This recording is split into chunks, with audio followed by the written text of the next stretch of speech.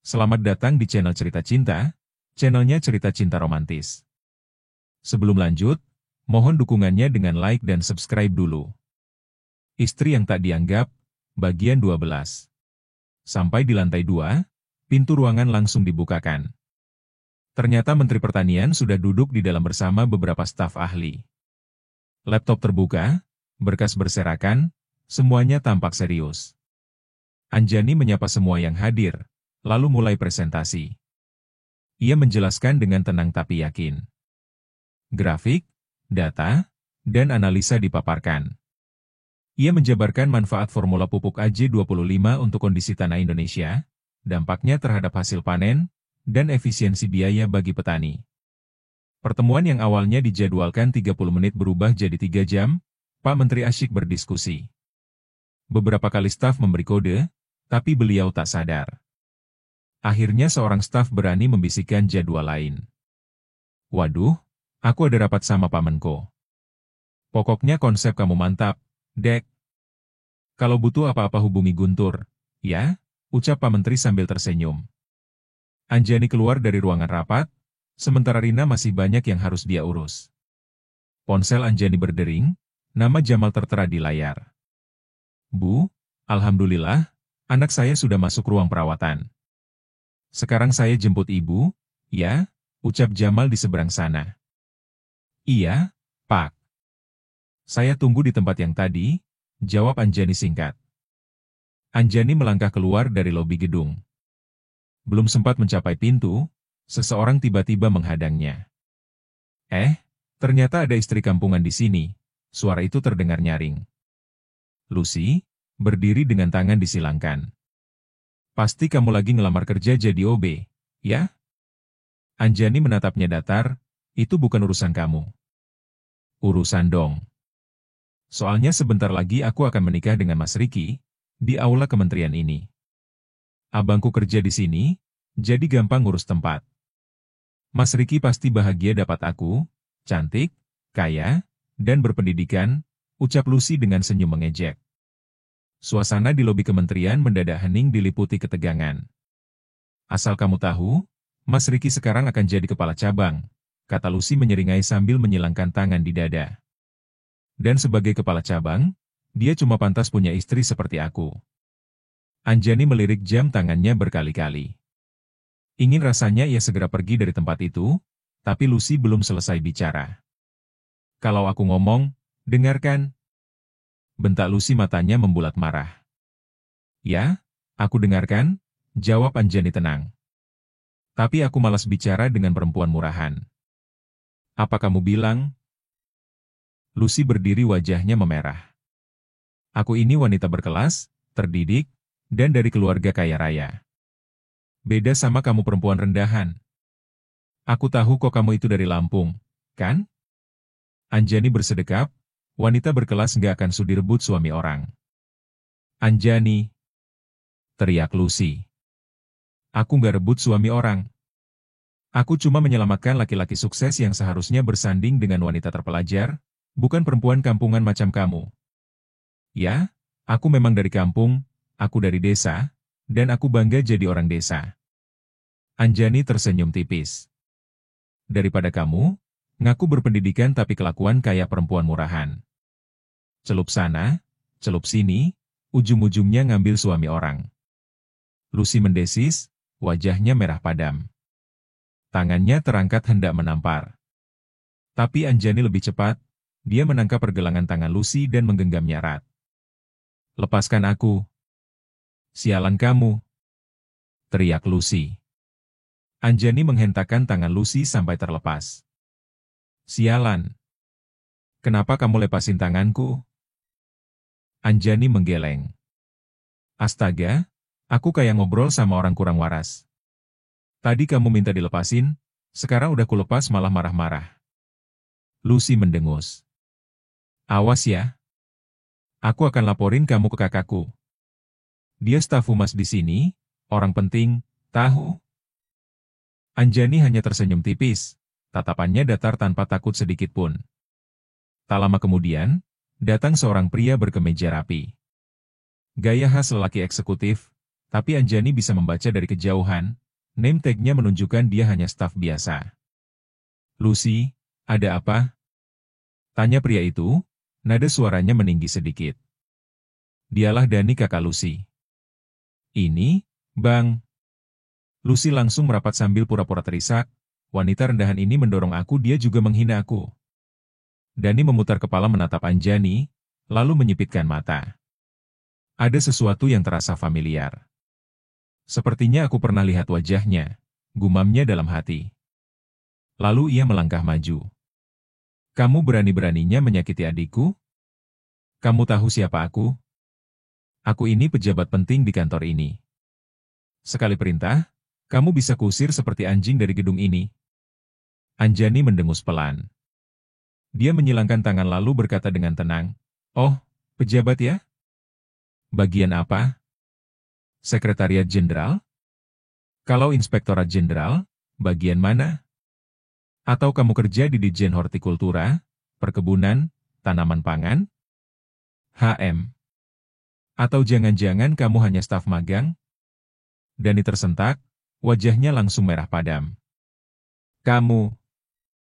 Aku bisa sewa aula kementerian untuk acara nikahan Lucy dengan Ricky. Bayangin sendiri, jabatan aku sebesar apa sampai bisa kayak begitu. Dani membusungkan dada, tapi dalam hati dia bingung, kok wanita ini tahu struktur kementerian? Anjani malah tertawa kecil. Oh, jadi kamu staf humas, pantas. Tapi gaya ngomongmu udah kayak pemilik kementerian aja. Dasar wanita rendahan. Dengus Dani. Mulutmu itu akan buat kamu menyesal. Aku pastikan kamu gak akan bisa masuk gedung ini lagi. Bahkan jadi OB pun kamu gak akan diterima. Anjani tersenyum tipis. Aku juga gak minat jadi OB, itu jabatan terlalu mulia buat orang sepertiku. Tapi coba kamu bayangkan gedung ini tanpa OB seminggu saja. Pasti udah bau pesing dan sampah numpuk di mana-mana. Dani menggertakkan gigi. Kamu memang cocok sama orang-orang rendahan. Cocoknya jadi babu. Ricky tuh goblok banget sampai mau nikah sama kamu, makanya sekarang dia milih Lucy. Karena Lucy itu calon staf Bu Rina, paham? Bu Rina itu bisa tembus langsung ke menteri. Ricky beruntung banget. Anjani masih tenang, justru ketenangannya itu yang bikin Dani makin kesal. Dalam hati, Anjani heran, baru kali ini dia ketemu lelaki lebih cerewet dari wanita yang sedang bergosip. Aku pastikan Lucy nggak akan pernah diterima jadi stafnya Bu Rina, ujar Anjani masih santai. Hah? Kamu itu siapa? Lucy menyela sinis. Menyebut nama Bu Rina aja kamu nggak pantas, bawain sepatunya aja kamu nggak layak. Cepat pergi sebelum aku panggil security. Ancam Dani. Aku akan pergi kalau aku mau, jawab Anjani dingin. Dani melangkah maju. Tangannya terulur untuk menarik Anjani keluar, tapi begitu tangannya nyaris menyentuh bahu Anjani, tangannya ditepis. Kerak! Suara keras itu membuat orang-orang di sekitarnya menoleh. Dani meringis, tangannya seperti menghantam benda keras. Arg! Pekiknya kesakitan, wajahnya memerah, tubuhnya limbung. Awas kamu! Dani menggertak sambil memegang tangannya, kamu akan menyesal. Lucy hendak menghampiri kakaknya, tapi 3 orang security datang tergesa. Mereka sempat melirik Anjani lalu bersiap menariknya, namun yang terjadi kemudian di luar dugaan. Satu persatu ketiga security itu jatuh terduduk, satu terhuyung sambil memegang perutnya. Satunya lagi tergelincir setelah terkena dorongan balik dari Anjani. Yang terakhir malah tergolek sambil meringis kesakitan memegangi kaki. Semua terdiam, Lucy menjerit histeris. Ada apa ini? Suara seorang perempuan terdengar tajam dari belakang, semua orang spontan menoleh. Rina berjalan cepat mendekati kerumunan dengan wajah penuh amarah. Tatapannya langsung tertuju pada para satpam, yang tampak masih tegang setelah berusaha menyeret Anjani keluar. Kalian semua gila? Akan kulaporkan kalian ke atasan kalian masing-masing. Tegas Rina, menunjuk para security yang terlihat kebingungan. Bu Rina, wanita kampungan ini sudah buat onar di kantor kita, ucap Dani cepat, mencoba membela diri. Wajahnya tampak bingung melihat kemunculan mendadak Rina. Namun Rina langsung menoleh ke Dani dengan tatapan menusuk. Apa kamu bilang? Kampungan? Suaranya naik 1 oktav. Asal kamu tahu, dia ini adalah tamu kehormatan Pak Menteri. Bahkan Pak Menteri saja memperlakukannya dengan hormat, dan kalian malah mempermalukannya seperti ini. Kalian ini siapa? Ucap Rina dengan suara tegas dan marah. Lucy dan Dani sontak terdiam. Para security yang tadi menyerang Anjani langsung menunduk. Mereka tak percaya, wanita sederhana yang mereka remehkan ternyata memiliki koneksi langsung ke orang nomor 1 di kementerian. Rina kemudian menatap tajam ke arah Dani. Dan kamu, Dani? Mulai hari ini aku tidak jadi menerima orang yang kamu rekomendasikan untuk jadi stafku. Aku tidak butuh orang yang arogan dan tidak punya etika. Bu, jangan begitu, tolong pertimbangkan lagi, ucap Lucy panik, wajahnya memucat. Saya lulusan luar negeri, Bu. Saya punya kompetensi. Rina menghela napas. Aku lebih mengutamakan karakter, kompetensi bisa diasah. Tapi etika, itu tidak bisa diajarkan dalam waktu singkat. Bu, tolong pikirkan ulang, pinta Dani putus asa. Tidak bisa. Masih banyak yang antre untuk jadi stafku, dan mereka lebih layak, jawab Rina tegas tanpa basa-basi. Ia lalu menghampiri Anjani. Nih, kamu baik-baik saja? Anjani hanya tersenyum ringan, kamu kira aku selemah itu, Rin? Rina mengangguk kecil sambil tersenyum.